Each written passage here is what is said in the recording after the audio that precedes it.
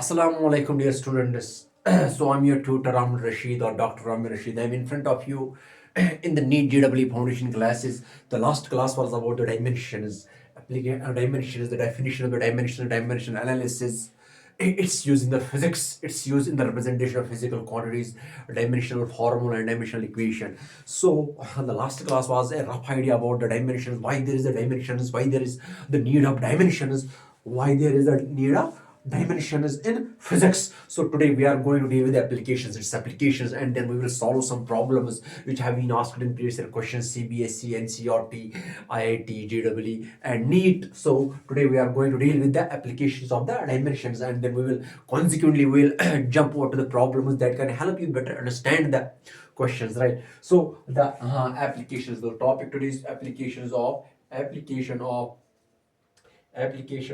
dimensional is application of dimensional analysis, application of dimensional analysis, understand हो रहा है? Application of dimensional analysis. तो dimension analysis की application क्या है, जैसे कि मैंने आपको बता दिया लास्ट वाली क्लास में, मैंने आपको बता दिया कि डायमेंशंस क्यों होते हैं, क्योंकि जब भी हमें कोई फिजिकल क्वांटिटी एक्सप्रेस करनी होती है तो most of the times we express that physical quantity in the basic in the base quantities, in the terms of base quantities like mass, length and time के derivatives of mass, length and time के powers, radicals में हम उसको express करते हैं उस fundamental quantity, उस quantity को। for example volume is there, for example force is there, acceleration is there, angular velocity is there। तो जब हम उनको power सब base quantities में express करते हैं, वो base quantity कौन कौन सी है, वो एक तो है mass and length and time, तो that's called the dimensions। then dimensional formula हमने बताया था, dimensional formula actually it shows how and which of the dimensions कैसे और कौन से क्वांटिटीज एक फिजिकल क्वांटिटी को रिप्रेजेंट करते हैं। फिर हमने डायमेंशनल इक्वेशंस पढ़ा था। तो आज जैसे कि लास्ट वाली क्लास में ये तीन चीजें हमने पढ़ी कि डायमेंशंस पे डील किया था हमने, तो आज हम देखते हैं इसकी एप्लीकेशंस क्या है। Because the point of physics over here is whatever we read in physics we should be able to implement in the physical life, we should be able to implement in the everyday life. ये physics का concept है, यही कहाँ पे apply होता है, इसकी practicality कैसे है। तो let's do some problems application of dimensional analysis. So the first example I will give you here. देख लो, जब भी हमारे पास अगर हम फॉर एग्जाम्पल एनर्जी ले लेंगे, एनर्जी एक physical quantity, capacity of doing work, तो एनर्जी के दो यूनिट्स है, two units of measurement of their energy. One, एक तो इसका यूनिट हो सकता है, एक तो एसआई यूनिट हो सकता है। In SI system, in the SI system of unit of measurement we take energy, we measure energy in terms of joule, we take energy in terms of joule. लेकिन when we have two same quantity, same physical quantity energy, we will express it in terms of another unit that's called urge. So converting one physical quantity from one SI system, from one unit of measurement to another unit of measurement, we can use dimension analysis. We can take the help of dimension analysis. Or for example, we have some systems of measurement like MKS system, FKS system, CGS system, SI system. If there is one measurement, if the measurement of a physical quantity in terms of SI system is there, we can convert it into the CGS system. For example, हमारे पास gravitational constant G अगर है, right, तो ये SI system में अगर इसका कुछ value है, यूनिट है इसका SI सिस्टम में, तो हम अगर इसको CGS में लिखना चाहते हैं, thereby the only help we can get is that the dimensional analysis can help us to convert the system SI system into CGS system. For example, G जो ग्रेविटेशनल कांस्टेंट आता है न्यूटन्स लॉज ऑफ ग्रेविटेशन में, G m1 m2 upon r square, अगर वहां G जो होता है वो SI सिस्टम में लिखा जाता है, अगर इसी G को हम लिख लेंगे किसमें, CGS सिस्टम में, तो हम वहां पे डायमेंशंस का फॉर्म, डायमेंशनल एनालिसिस का यूज करते हैं। So that is what I am going to teach you,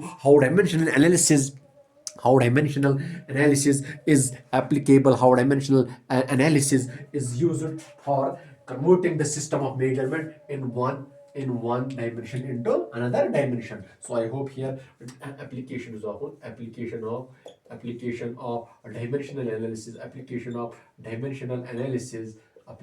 dimensional analysis, right? तो ये है application of dimensional analysis। हाँ बेटा, देखे ना, ठीक है ना बेटा, application of dimensional analysis, huh?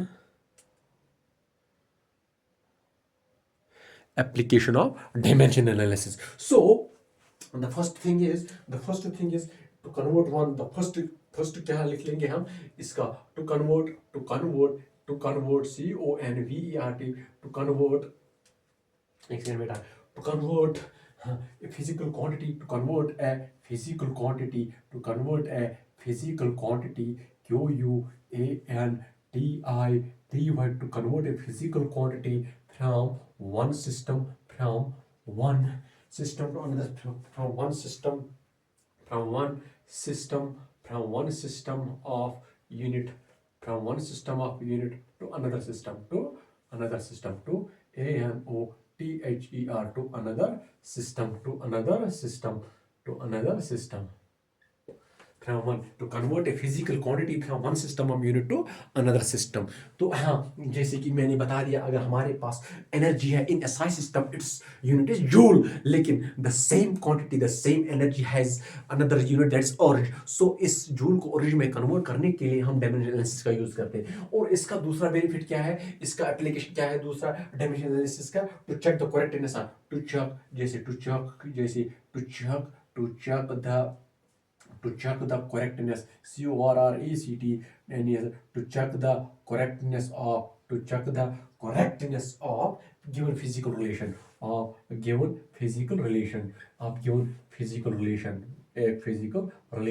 correctness of physical relation. तो ये जो है कि correctness of physical relation जो है, इसको चेक करने के लिए, किसी की फिजिकल रिलेशन को चेक करने के लिए हम डायमेंशनल एनालिसिस का यूज करते हैं.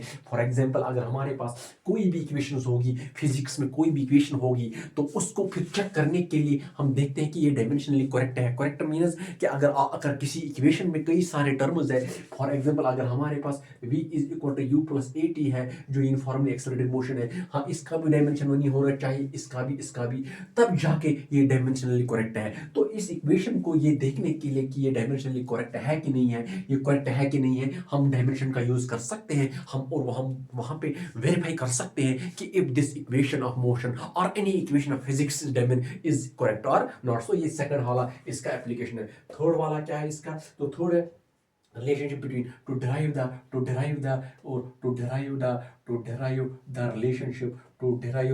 relationship एक relationship निकालने के लिए to derive the relationship between different physical quantities to derive the relationship between different physical quantities between different physical quantities. ये जो different physical quantity है ना, to derive the relationship between different physical quantities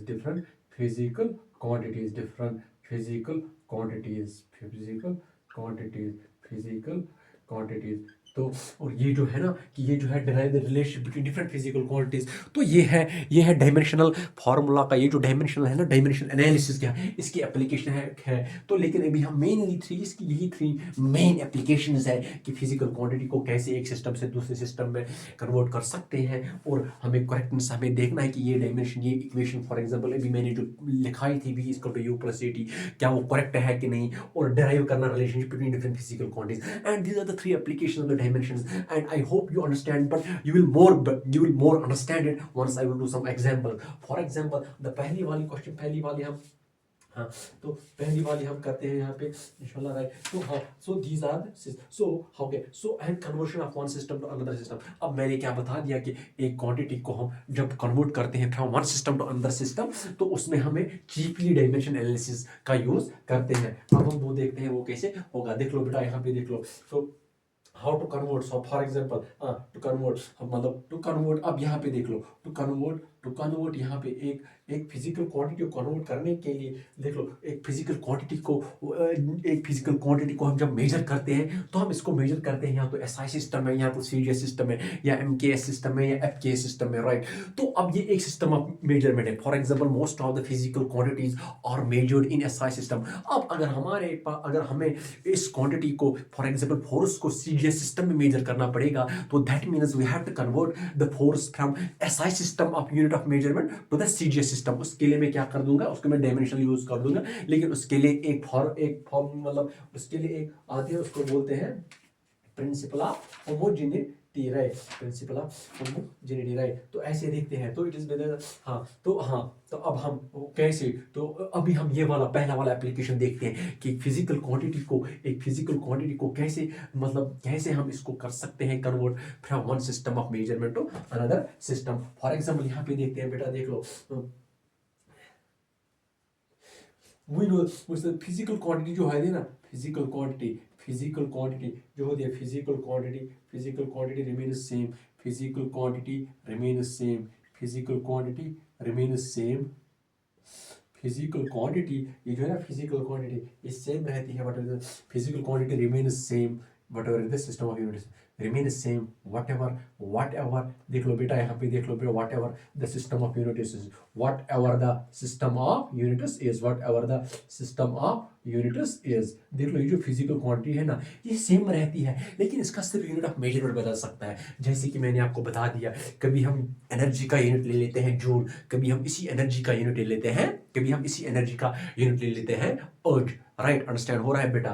तो अभी हम, लेकिन ये जो फिजिकल क्वांटिटी है ना ये सेम रहती है। अभी मैं दिखाता हूँ आपको कैसे ये सेम रहती है। सेम दिखा, इसका जो मैग्नीट्यूड होता है, मैग्नीट्यूड मीन्स इसका अमाउंट, टोटल वैल्यू जो होता है। फॉर एग्जांपल अगर मैंने वर्क किया, अगर मैंने 5 जूल वर्क किया, ये 5 एसआई सिस्टम में भी होगा, इसका जो यूनिट ऑफ, इसका जो मेजरमेंट हो ना, मैग्नीट्यूड मेजरमेंट जो होगा वो एसआई सिस्टम में भी वही होगा, उस सीजीएस सिस्टम में भी वही होगा। बस उसका जो यूनिट ऑफ मेजरमेंट होता है उसमें ग्राम आ जाएगा, इसमें आ सकता है, इस सीजीएस सिस्टम में सेंटीमीटर, ग्राम और मीटर मतलब आ सकता है, और सेकंड आ सकता है, उसमें आ सकता है एसआई में, उसमें आ सकता है मीटर, केजी एंड सेकंड, बस वही। लेकिन ये जो मैग्नीट्यूड ऑफ फिजिकल क्वांटिटी है ना वो सेम रहता है। ये भी आप अंडरस्टैंड कर दो कि कैसे मैं बोल रहा हूँ। फॉर एग्जांपल देख लो, अगर हमारे पास if u1 and u2 are the units of measurement, if u1 and u2 are units of measurement, अगर u1 and u2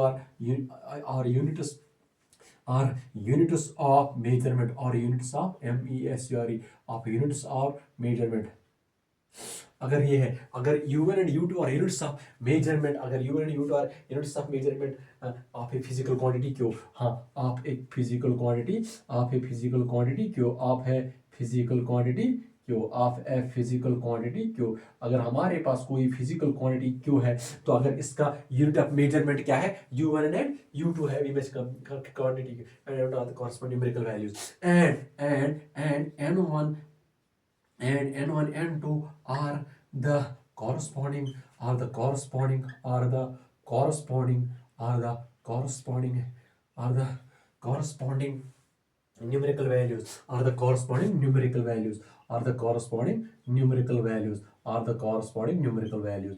देख लो बेटा, मैं एक्चुअली आज का क्लास क्या है, the today's class is wholly and solely about the application of dimensional analysis. हम डायमेंशनल एनालिसिस को कैसे यूज करते हैं, इसका क्या बेनिफिट है, इसका क्या एडवांटेज है। जैसे कि मैंने पहला वाला एडवांटेज बता दिया कि एक फिजिकल क्वांटिटी को from one system of unit दूसरे सिस्टम ऑफ यूनिट पे कैसे कन्वर्ट करते हैं, उसके लिए हम डायमेंशनल एनालिसिस यूज करते हैं। तो उस चीज को समझने के लिए अभी फॉर एग्जांपल जब भी हम कोई फिजिकल क्वांटिटी ले लेते हैं तो उसका जो होता है मैग्नीट्यूड होगा ना वो सेम रहता है। राइट, उसका physical quantity remain same what ever the system of unit, उसका जो मैग्नीट्यूड रहता है फिजिकल क्वांटिटी का वो सेम रहता है। मैग्नीट्यूड मींस उसका टोटल। फॉर एग्जांपल अगर मैंने किसी बॉडी पे फोर्स 10 न्यूटन अप्लाई कर दिया तो वो 10 सेम रहेगा ऑलवेज, वो 10 नहीं बदलेगा। हाँ ये बदल सकता है, इसका यूनिट बदल सकता है, मैं मीटर ले लेता हूँ, सेंटीमीटर ले लेता हूँ, ग्राम ले लेता हूँ, वो बदलेगा। तो अगर अब मेरे पास यूनिट्स ऑफ मेजरमेंट है, अगर मेरे पास कोई फिजिकल क्वांटिटी क्यों है, फिजिकल क्वांटिटी क्यों मतलब कोई फिजिकल क्वांटिटी है, for example volume is, for example specific heat is,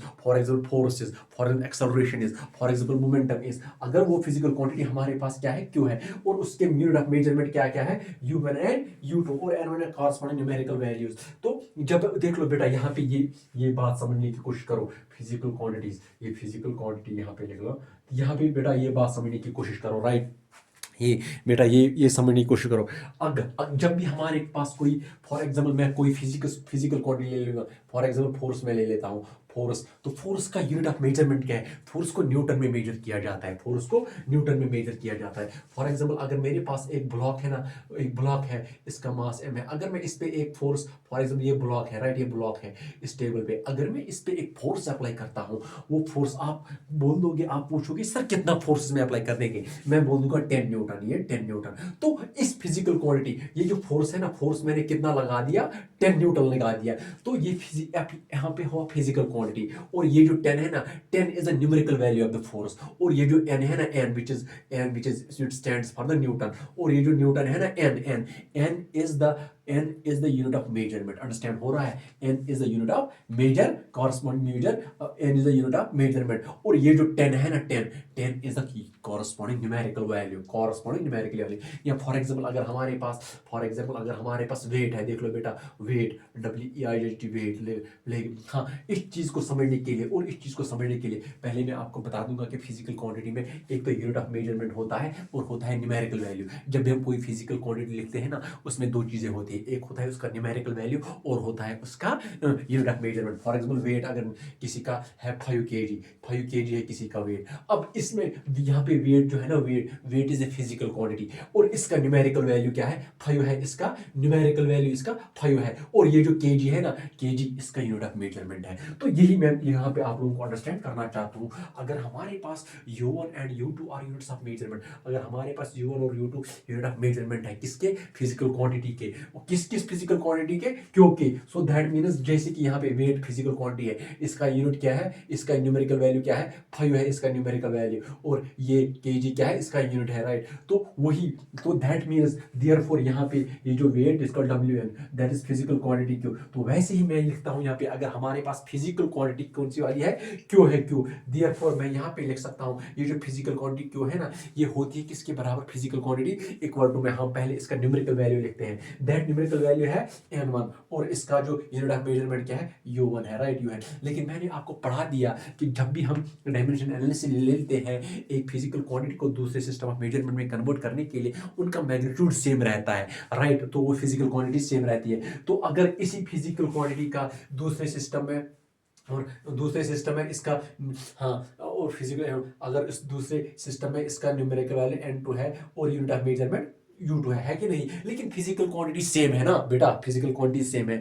तो लेकिन ये डिराइव करने के लिए एक सिस्टम ऑफ मेजरमेंट से दूसरे सिस्टम ऑफ मेजरमेंट में कन्वर्ट करने के लिए एक फिजिकल क्वांटिटी सेम रहती है. दैट मीन्स ये और ये सेम है. इट इम्प्लाइज, यहाँ से हमें ये पता चलता है N1 U1 is equal to N2 U2, right बेटा. N1 U1 is equal to N2 U2. N1 U1 is equal to N2 U2. N1 U1 is equal to N2 U2, right बेटा. N1 U1 is equal to N2 U2. N2 U2, right. तो अब देख लो बेटा, यहाँ पे देख लो N1 U1 is equal to U2. अगर हम, लेकिन मैंने आपको पढ़ा दिया, हाँ, जब भी हम कोई फिजिकल क्वांटिटी ले लेते हैं ना, जब हम इसका डायमेंशन लिखते हैं, हम उसको लिखते हैं in terms of base quantities. जब हम बेस क्वांटिटीज को पावर देते हैं, रेडिकल देते हैं, वो बेस क्वांटिटीज कौन कौन सी, MLT, मास लेंथ टाइम. जब हम फिजिकल क्वांटिटी को लिखते हैं in terms of powers of mass length and time, तब जाके उसका डायमेंशन बनता है. सो इट मीन्स, तो अगर हम यहाँ पे लिखते हैं, अब हम यहाँ पे लिखते हैं if M1, if M1 L1 and T1 be the size of fundamental units of mass, if M1 F1 L1 T1 are fundamental units, are fundamental units, are, देख लो बेटा, are fundamental units, are fundamental units of in one system, are fundamental units in one system. एक system में ले लेते हैं. For example ये system आप अंडरस्टैंड करना, देख लो बेटा. इन वन सिस्टम का मतलब है we have many system of measurement. For example we have CGS system of measurement, we have FKS system of measurement, we have SI system of measurement and we have MKS system of measurement. तो वही लिख लिया मैंने. अगर M1 L1 T are the fundamental units of in one system, अगर mass का है M1 और लेंथ का है L1 और टाइम का है T1, मतलब एक fundamental units of in one system. For example, और इफ एंड M2, अब यहाँ पे देखते हैं बेटा, देख लो यहाँ पे, अब यहाँ पे देखते हो एंड M2 L2 भी और if M2 L2 and T2 and if M2 L2 T2 and be corresponding units in another system of be corresponding units in another system of measurement, in another system of measurement, in another system of measurement, in another system of, बेटा ध्यान रख लो, बेटा ध्यान रख लो, in another system of measurement, in another system of measurement. तो और अगर उसी फिजिकल क्वांटिटी का M2 L2 T2 are corresponding units in another system of measurement, बेटा ध्यान रख लो, in another system of measurement, तो then in another system of measurement. If M2 L2 T2 be corresponding units in another system of measurement, right? So means another system if the formula of quantity be q. So हाँ तो और and if dimensional formula अगर dimensional formula quantity and if जैसे कि मैंने यहाँ पे physical quantity कौन सी ले ली थी q, जिसका numerical value n1 है और unit of measurement u1 है in one system, right? और दूसरे system में n2 u2 है, तो अगर वही वाली मैं ले लूँगा if if the dimension of the form if dimension अब इसके बाद if dimensional formula if dimensional formula if dimensional formula if dimensional if dimensional formula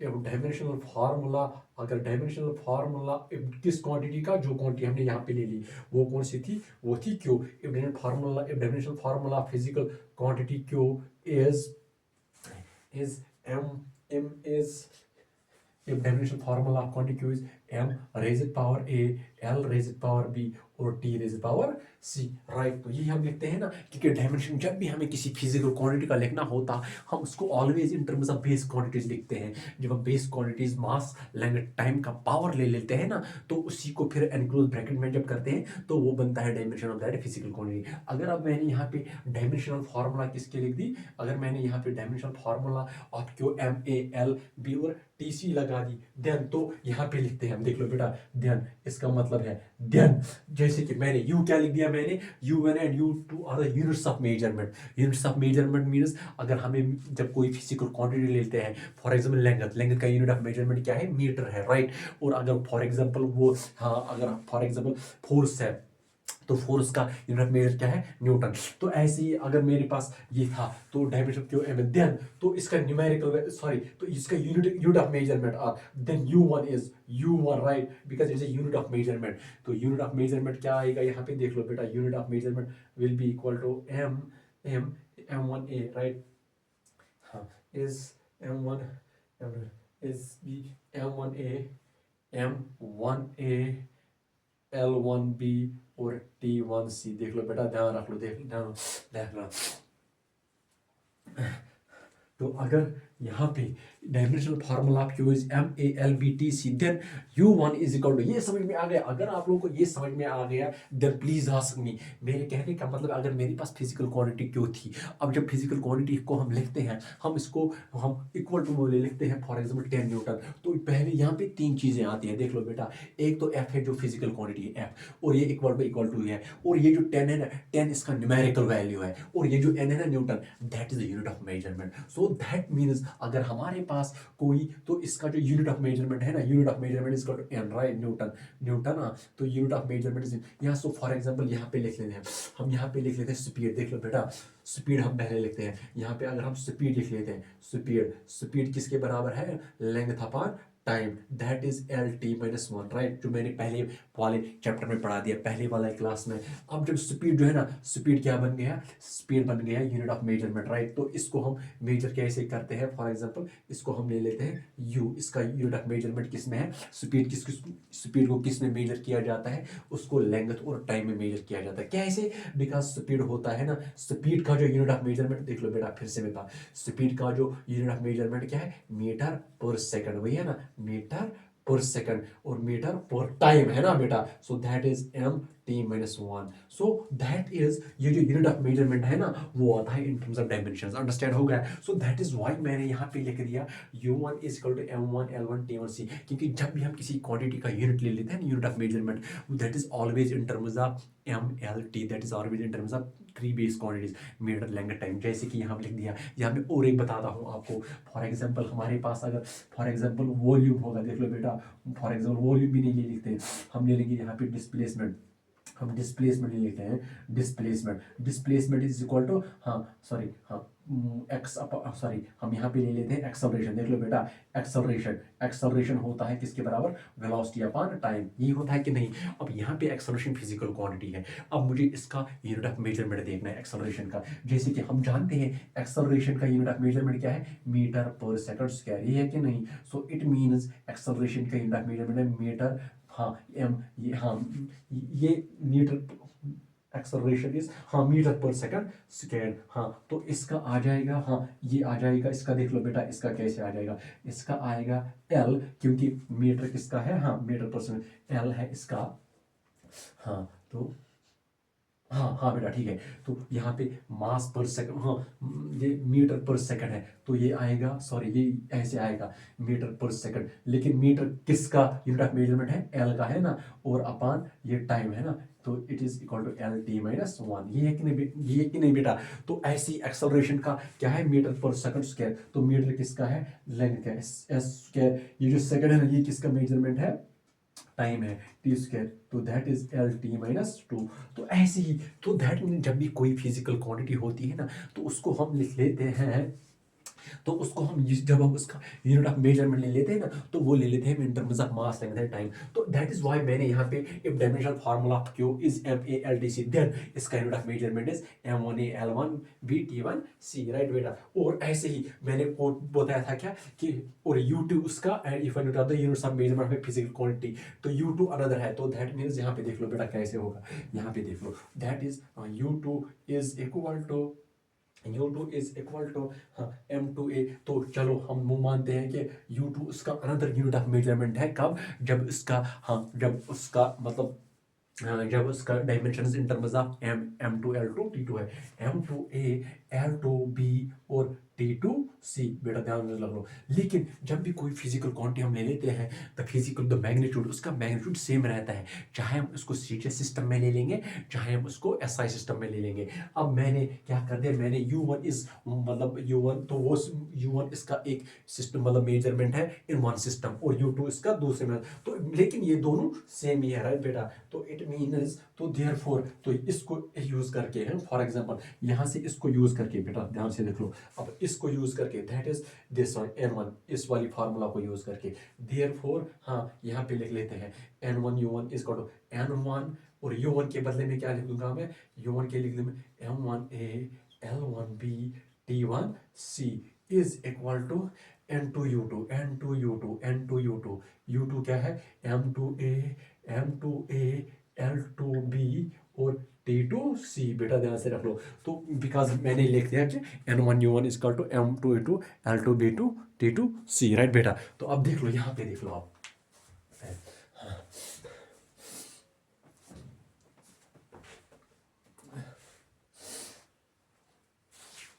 तो हाँ, इट मीन्स देख लो बेटा यहाँ पे N two N two M two A L two B T two C is equal to N one L one A L one B T one सी।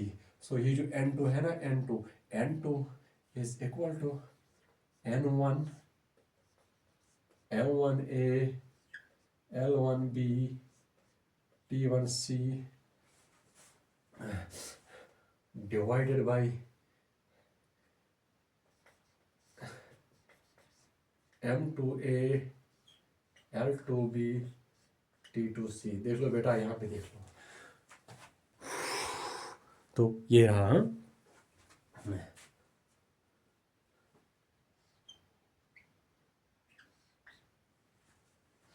इसको, ये वाली जो है ना, ये वाली बहुत ही इंपॉर्टेंट है ये, राइट। तो फाइनली हमारे पास क्या आ गया, तो फाइनली हमारे पास आ गया ये जो n2 है ना, फाइनली हमारे पास ये जो n2 है, ये वाली फार्मूला, ये देख लो बेटा, यहाँ पे देख लो, ये वाली फार्मूला, ये that is where n2 is the measurement of physical quantity, where n2 is the numerical value of a physical quantity in another system of measurement, where it is numerical value, where it is system, where its measurement is u1, right, where its measurement is u1, where it is unit of measurement, where its unit of measurement is u1। so therefore ये जो n2 है ना बेटा, यहाँ पे देख लो n2, हाँ, ये अभी काट लो ये, हाँ, that is n2 is equal to, यहाँ पे देख लो n2 is equal to n1, यहाँ पे देख लो m1 अपान m2, m1 अपान m2 का होल a और आएगा L1/L2, L1 L1/L2 B और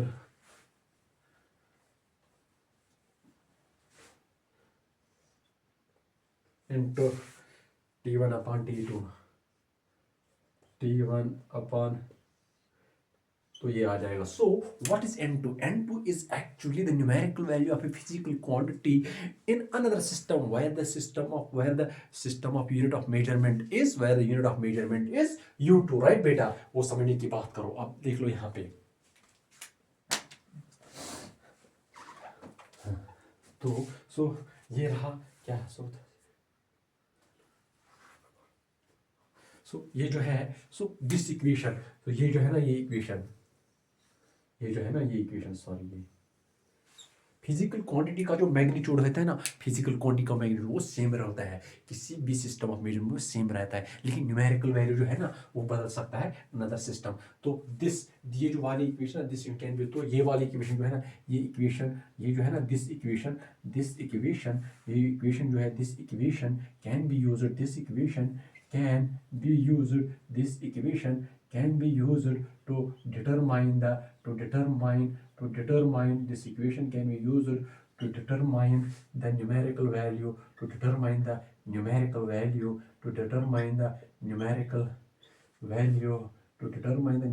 value of physical quantity in any system of physical quantity. So this equation can be used to determine the numerical value of physical quantity in any system of measurement,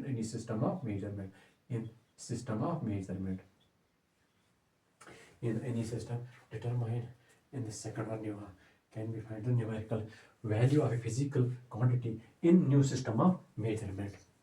In the second system of measurement, in the second system of units of a physical quantity, in the second system of units, देख लो बेटा यहाँ पे है. तो ये वही वाली इक्वेशन है कि जब हमारे पास एक इक्वेशन दी होगी एक फिजिकल क्वांटिटी है, अगर उसका वैल्यू एक इस यूनिट ऑफ मेजरमेंट में है, इस सिस्टम ऑफ यूनिट्स में है ये वैल्यू, तो उसको फिर दूसरी सिस्टम ऑफ यूनिट्स में मतलब वैल्यू पता करने के लिए, उसका न्यूमेरिकल वैल्यू निकालने के लिए इन अनदर सिस्टम ऑफ यूनिट्स हम ये वाला फार्मूला लगा देंगे. फिर से मैं बताता हूँ, अगर हमारे पास कोई एक फिजिकल क्वांटिटी होगी बेटा, एक सेकंड, फिर इससे पहले मैं इसको रिपीट कर दूंगा, मैं आपको I will solve you problem for you, I will show you question because that will help you understand the better. For example अगर हमारे पास एक क्वेश्चन है, let's convert 1 joule into energy, तो एक क्वेश्चन हम लिखते हैं यहाँ पे, राइट बेटा, इसको हम ऐसे ही लिखते हैं, तो इसको हम मिटा देते हैं, देख लो बेटा, इसको हम ऐसे ही रखते हैं. अब यहाँ पे देख लो, हाँ, अगर हमारे पास देश की, मैंने आपको बिगनिंग में पढ़ाया था कि अभी मैंने आपको पढ़ाया था कि अगर हमारे पास एनर्जी है तो एनर्जी का SI यूनिट क्या है, जूल है, लेकिन इसी एनर्जी का यूनिट है erg in another system of units. So इसको जूल से अर्ज में कन्वर्ट करने के लिए मैं यही फार्मूला यूज कर दूंगा और कुछ नहीं, बस आप देखते जाओ.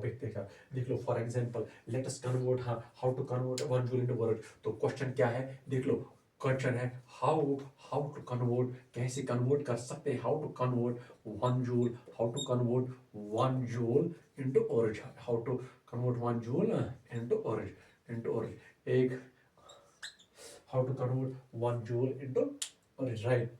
देख लो, हाँ बेटा ध्यान रख लो.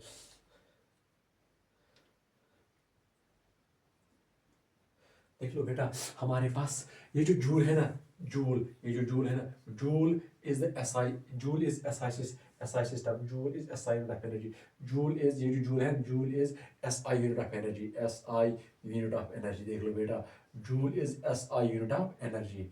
जैसे कि हमारे पास कितनी यूनिट ऑफ मेजरमेंट है, 4 है वैसे, फ्रेंड. एक है SI system, FKS system, MKS system और CGS सिस्टम, लेकिन जूल है SI unit of energy, right. और अर्ज क्या है, एंड अर्ज, हाँ, अर्ज इज CGS system, अर्ज is the CGS unit of energy, अर्ज is CGS unit of energy, अर्ज is CGS unit of energy. बेटा ध्यान से रख लो, अर्ज is CGS unit of energy. और ये जो अर्ज है ना, अर्ज is CGS unit of energy, ध्यान रख लो बेटा, ई अर्ज is the CGS unit of energy. अब इस जूल को कैसे कन्वर्ट कर सकते हैं हम एसआई टू सीजीएस सिस्टम में, कैसे कन्वर्ट कर सकते हैं, मैं बस ये वाली फार्मूला लिख दूंगा, we how to convert 1 joule into 1 erg. 1 joule कितना होगा अर्ज में, इस एसआई सिस्टम में 1 जूल मतलब का वैल्यू क्या है और उसी का वैल्यू क्या है इन सीजीएस सिस्टम, तो वही मैं दिखा दूंगा। देख लो बेटा, यहाँ पे आप देख लो डायमेंशन फार्मूला ऑफ एनर्जी। तो पहले, इससे पहले जैसे भी जब भी किसी फिजिकल क्वांटिटी को मतलब दूसरे सिस्टम ऑफ यूनिट्स में कन्वर्ट करना होगा, तो पहले हम क्या ले लेंगे, पहले हम उस फिजिकल क्वांटिटी का डायमेंशनल फार्मूला लिख लेंगे। फॉर एग्जांपल, तो यहाँ पे जो डायमेंशनल फार्मूला है ना, वो क्या है, डायमेंशनल फार्मूला ऑफ एनर्जी। ये जो एनर्जी है ना, इसकी डायमेंशनल फार्मूला ऑफ एनर्जी वो क्या है, वो क्या है, देख लो बेटा, वो है ml²T-2 ml²T-2। ये डायमेंशनल फार्मूला किसकी है, ये डायमेंशनल फार्मूला है एनर्जी की, ठीक है बेटा, ml²T-2 किसकी है, तो ठीक है। अब यहाँ पे देख लो, is equal to 1, b is equal to 2 और c is equal to -2, right.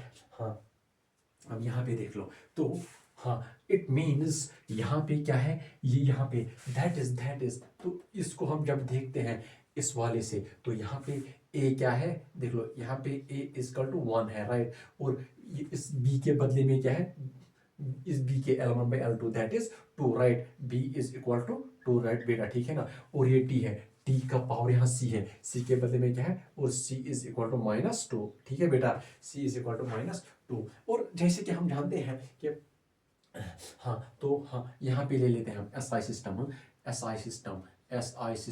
That is SI system, और ये सीजीएस सिस्टम होगा, सीजीएस सिस्टम होगा, राइट। तो हाँ, सीजीएस सिस्टम में देख लो बेटा,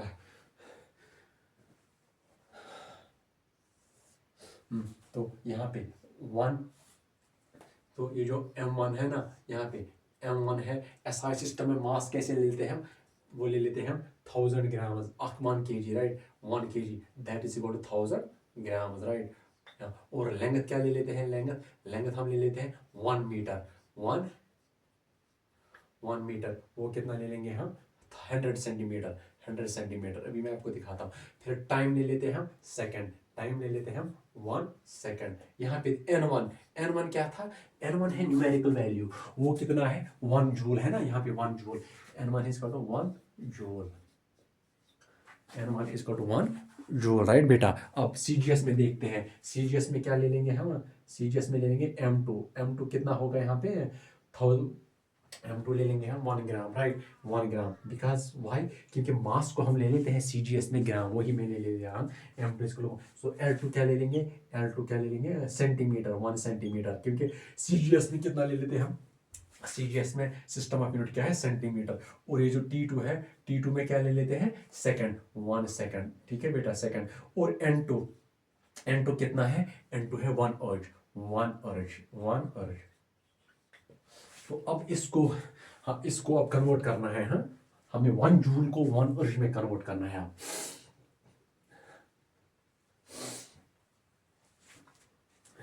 देख लो इस, तो that means 1 joule that is n1, numerical value n1 is 1 joule और न्यूमेरिकल वैल्यू n2 इज 1 अर्ज। अब इसको किसमें, इस 1 अर्ज n2 को कन्वर्ट करना है in terms of 1 joule. How to convert 1 joule, हाँ, इस हमें ये अर्ज लिखना है इन टर्म्स ऑफ जूल, या इस जूल को कैसे हम उसमें convert, that is n2 is equal to, so ये जो n2 है, so that means ये जो n2 है, n2 is equal to n1, हाँ, n1 is equal to 1, right. हाँ, तो यहाँ पे, यहाँ मुझे अर्ज पता नहीं है, मुझे देखना है ये कितने अर्जेस है यहाँ पे, राइट। तो n2 ये मुझे पता ही नहीं किया, n1 कितना है, n1 है 1 जूल, राइट, n1 है 1, n1 के बदले में 1 जूल है, राइट। और m1 कितना है, देख लो बेटा, यहाँ पे देख लो, n1 के बदले में है 1000 ग्राम, 1000 ग्राम डिवाइडेड बाई m2 कितना है, m2 है 1 ग्राम, 1 ग्राम। और इसका a है, a कितना है यहाँ पे देख लो बेटा, a is equal to 1 into L1, हाँ, यहाँ पे देख लो बेटा, L1 कितना है, L1 is equal to 100 centimetre, 100 centimetre, 100 centimetre divided by L2 कितना है, 1 सेंटीमीटर, 1 सेंटीमीटर, हाँ। और इसका जो वैल्यू है मतलब वो कितना, b क्या है, b यहाँ पे कितना है, यहाँ पे देख लो बेटा, यहाँ पे देख लो ये वाला, हाँ ये वाला, हाँ यहाँ b कितना है 2 है यहाँ पे, राइट बेटा, b 2 है। और फिर आ गया t1 कितना है 1 सेकंड, और t2 भी 1 सेकंड है, 1/1। और इसका जो c है, c कितना है -2। ठीक है बेटा, देख लो। तो that means n2 is equal to 1 है। ये ग्राम ग्राम कैंसिल हो जाएगा, राइट। तो ये होगा, ये सेंटीमीटर सेंटीमीटर कैंसिल, ये हो जाएगा 10 पावर 3 इंटू ये होगा 10 पावर 2 का स्क्वायर, राइट बेटा। और वो होगा ऐसे ही। तो it means when basis are 10 power 3, देख लो बेटा ध्यान से देख लो, इंटू 10 पावर 4 इंटू 10 पावर 7, तो ये हो गए n2। तो that means n2 is equal to 10 power 7। ये तो इसका मतलब है ये जो 1 जूल है ना, that is equal to 10 power 7। और so 1 therefore 1 joule is equal to, हाँ तो इट मीन्स, और हाँ, सो इट मीन्स 1 जूल जो है, 1 joule is equal to 10 power 7। और देख लो बेटा ध्यान से देख लो, तो देख लो मैंने कैसे एक जूल को ओरिज में कन्वर्ट किया, बस यही वाली फार्मूला यूज करके, m1/m2 into L1/L2 upon T1/T2, और फिर उसको इधर उधर करके। तो that is the beauty of the dimension analysis, कैसे हम एक फिजिकल क्वांटिटी का न्यूमेरिकल वैल्यू दूसरी सिस्टम यूनिट्स में देख सकते हैं। जैसे कि मेरे पास क्वेश्चन था, एक जूल को ओरिज में कैसे कन्वर्ट कर सकते हैं, या how much there are, how many ergs are in there 1 joule, या let's convert 1 joule into erg. हमें जूल को ओरिज में कन्वर्ट करना था, तो 1 जूल कितना आ गया 10 पावर 7 ओरिज। ये ओरिज कैसे है, क्योंकि बिकॉज इन सीजीएस सिस्टम मैंने लगा दिया, इसको मैंने मास को ग्राम में ले लिया, मैंने लेंथ को सेंटीमीटर में ले लिया, टाइम को मैंने सेकंड में ले लिया। बिकॉज जब हम मास को ग्राम में ले लेते हैं, लेंथ को सेंटीमीटर में ले लेते हैं, और टाइम को सेकंड में ले लेते हैं, तो उसको बोलते हैं CGS system. So it means 1 joule is equal to 10 power 7 erg. So it means एक जूल जो है, जो एसआई सिस्टम का है, तो वो सीजीएस में कितना बनता है 10 पावर 7। तो that means 1 joule is 10 power 7। So that is how to convert the one system of units, that is how to convert the numerical value of physical quantity from one system to another system of units. I hope that's all for today. Thank you so much.